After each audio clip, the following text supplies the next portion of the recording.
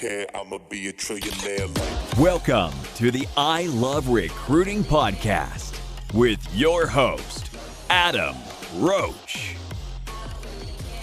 Welcome back, everybody, to the I Love Recruiting Podcast. I am your host, Adam Roach, and today I am coming to you live from my new house. So if you're watching this on YouTube, things are a complete disaster around here. So you'll see I'm sitting at a pseudo desk, a makeshift desk. You know what's funny about this desk? It's not a desk. It's actually a dresser.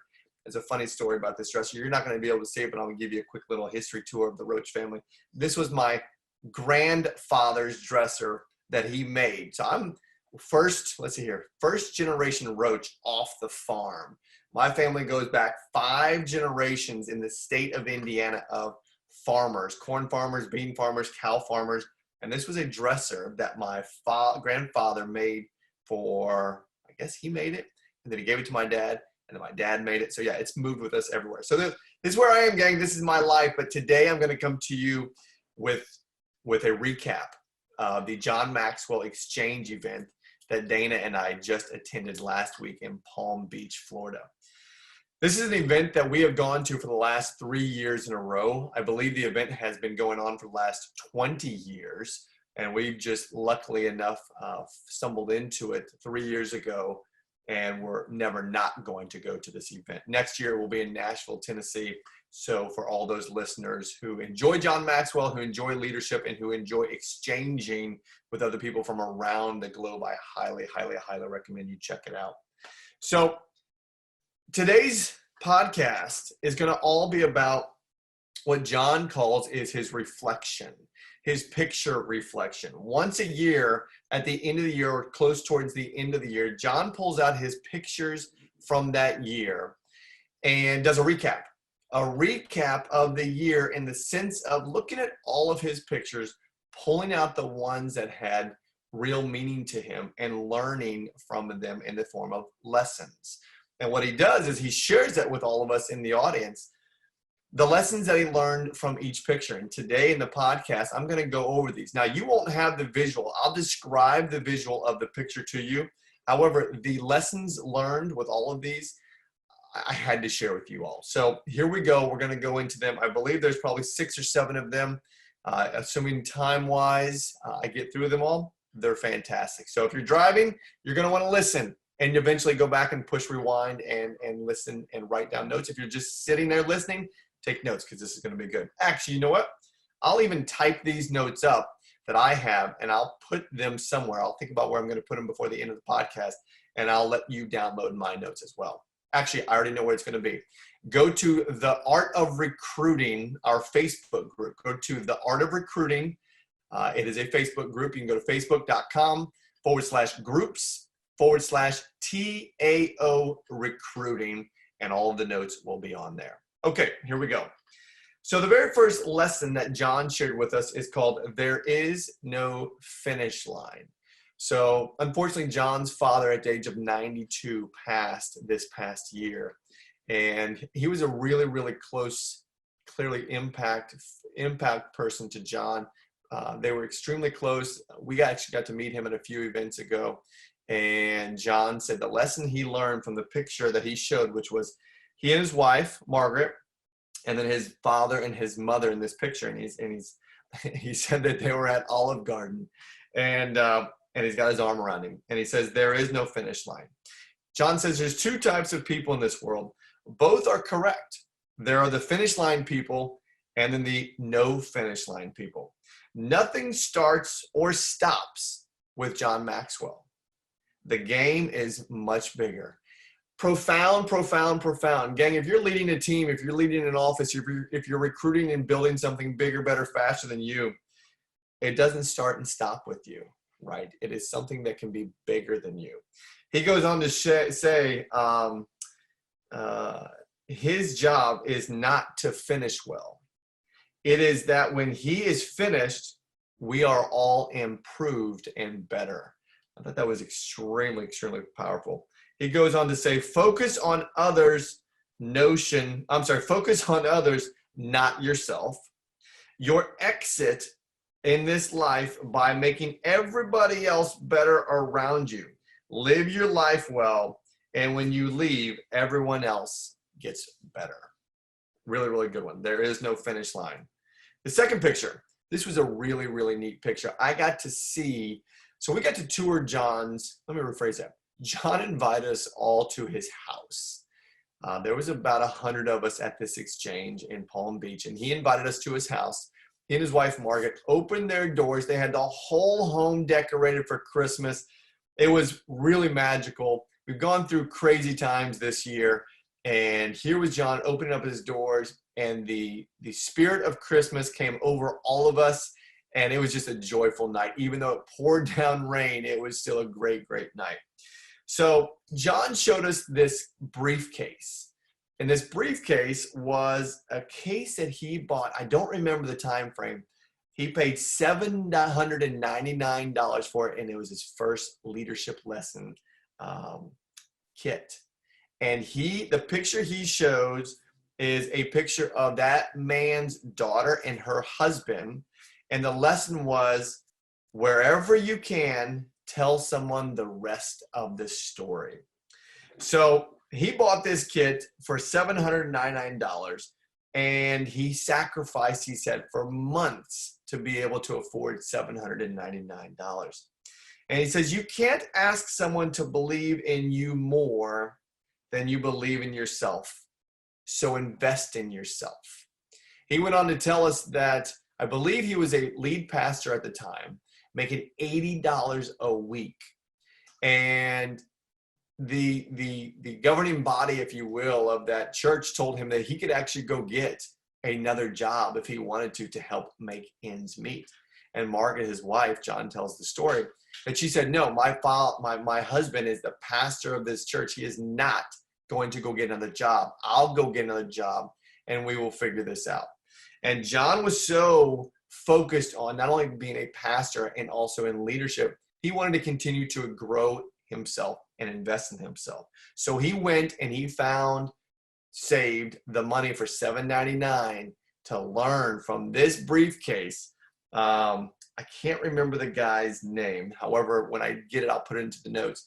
So the picture is he goes into now, the individual who had created this program had died. And I believe it was a pastoral educational kit. And the man had passed. And John found out where his daughter was.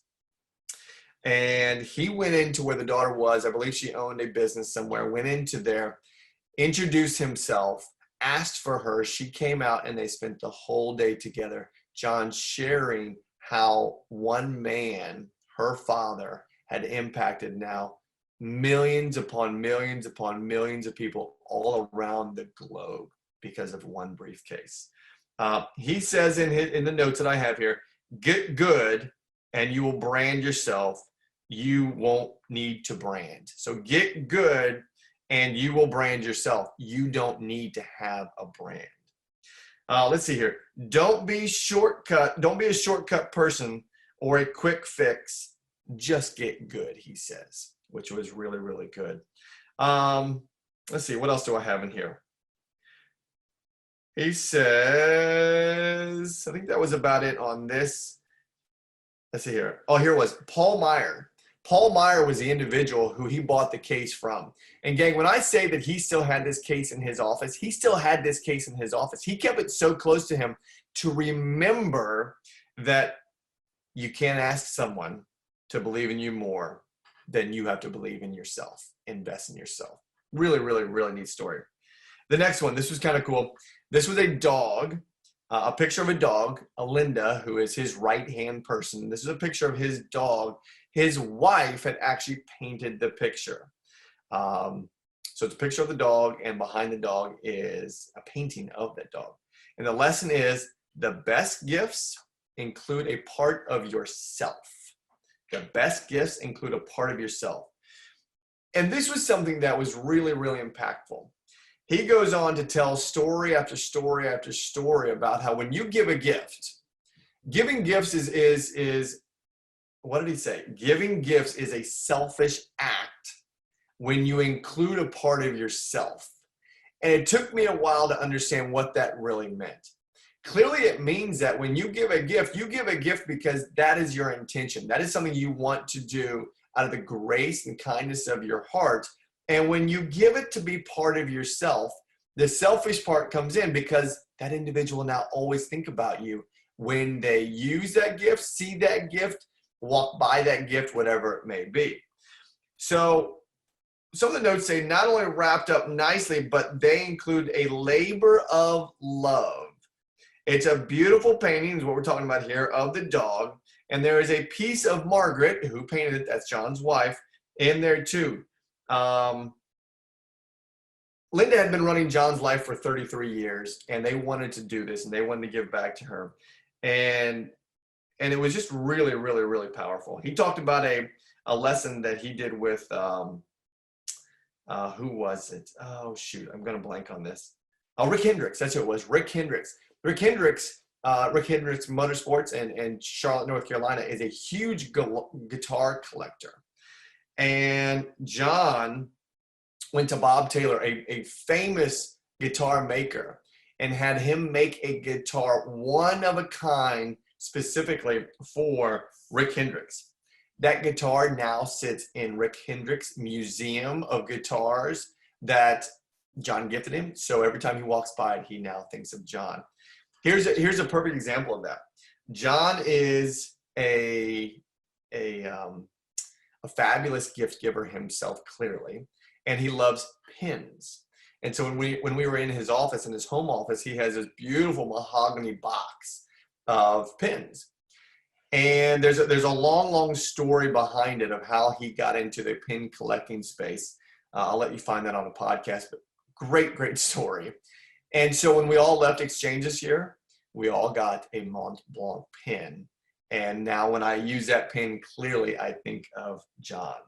He also went on to tell stories about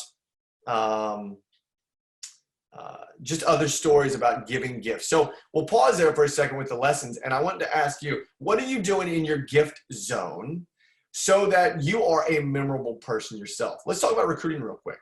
When you finish a recruiting appointment, what are you doing? How are you being memorable?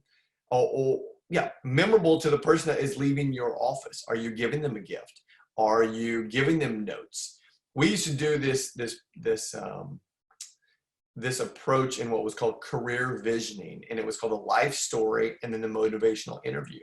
And what we would do is we would write up their life story up on a wall, and we would do it in different colors, and then individuals get to see their entire life story up on the wall. Not many days do you actually get to see your life story up on a wall. And when I finished this with a recruit, we were clearly getting connected, and I would give them their entire life story. Now, did they need to have that? Not necessarily. However, they got to see it, and now they know what that felt like, and they got to keep it with them. Really, really fun. Okay, let's go on to another lesson. Let's see here. Do for others what they cannot do for themselves. Do for others what they cannot do for themselves. And I'm trying to remember here what this one was.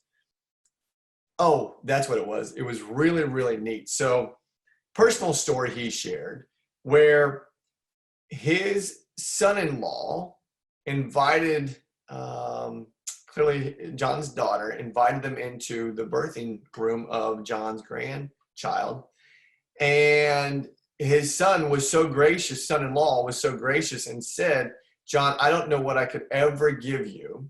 However, I would like for you, grandfather, to be able to cut the umbilical cord.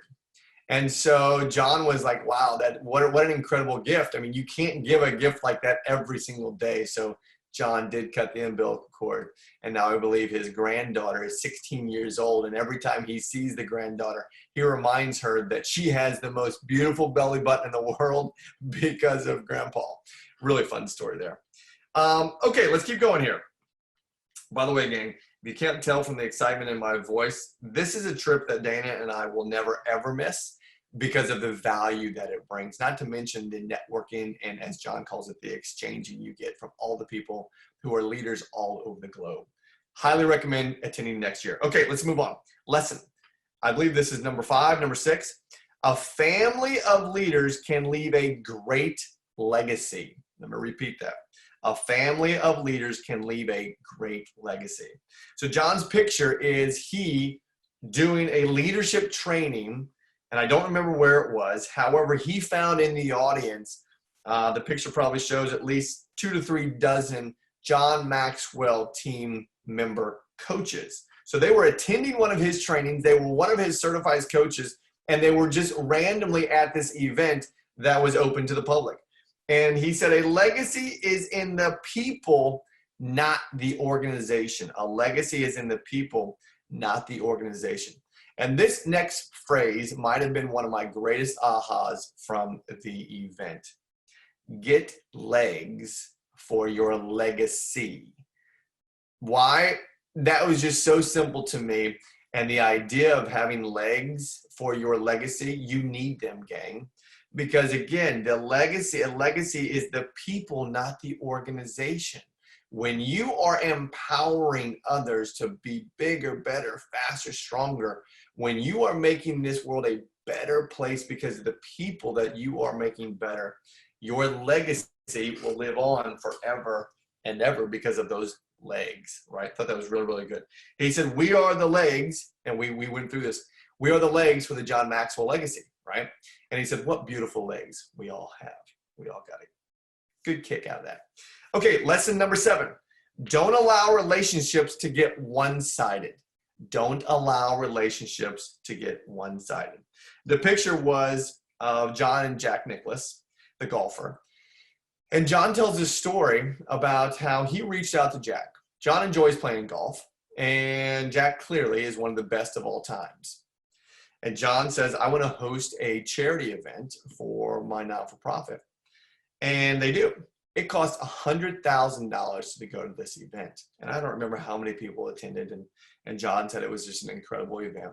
However, he realized, though, that his goal was to impact Jack so that he could come back and do this again. So let me repeat the lesson. Don't allow relationships to get one-sided. How if John and the people that attended this event would have said, okay, fine, we're going to pay. Jack will pay you for your showing up, thank you, and then left, that would have been one-sided, John said. So what they did while they were at the event is the $100,000 everybody had to pay, that went to where it was supposed to go to. And then before they left, John said, gang, I want to raise $250,000 to give back to Jack's foundation. And so before they left, they handed Jack one of those big checks for $250,000 for his foundation. We'll repeat the lesson. Don't allow relationships to get one-sided. And Jack said, and John said that Jack was a very, very, very individual that held his emotions back. But at that moment in time, you could tell he was emotionally moved, which was really, really neat. And John said, we did it, because Jack said, can we do this again? And they got to do it again and again and again. John went on to say, preparation of the front end and reflection on the back end. Preparation on the front end makes you memorable to the other person. Reflection on the back end makes the event or the experience memorable to you. Love that, love that, love that.